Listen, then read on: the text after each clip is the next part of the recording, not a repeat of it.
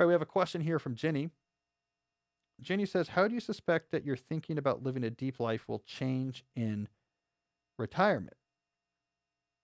Well, I don't think it will change at all. And what I mean by that is, I don't think my general framework for thinking about the deep life has to change in any substantial way as you shift from full time work to retirement. The decisions and activities that this framework generates will, of course, change as you shift from full time work to retirement. So, just as a reminder, my framework for the deep life says you identify the buckets that are important to you and your life and your vision of a life well lived, and you give each of these buckets independent attention.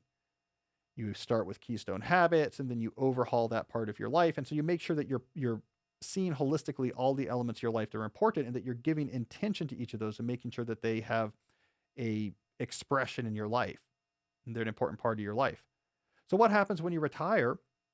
It just changes what you're doing in some of those buckets. In particular, you have the what I call the craft bucket, the bucket that's dedicated to work. That's going to look a lot different after retirement. Craft is still important, producing things of value, skill is still important, but you'll probably then be pushing that part of your life towards more non-professional type craft. And the other buckets of your life remain unchanged, just as important as they ever were before. Probably most of the stuff you were doing the day before you retired in those other buckets, you'll be doing the day after. Your constitution bucket for your health and well-being, that's still important, obviously. Community, what you're doing with your friends and family and those who live around you, it's going to be just as important. It doesn't change when you retire. Contemplation, thinking through philosophical or theological issues is just as important before and after.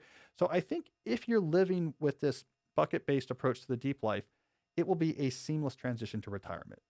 When you do your normal introspection on each of those buckets, your craft bucket will change. The other ones won't. And you keep going, you keep living deeply.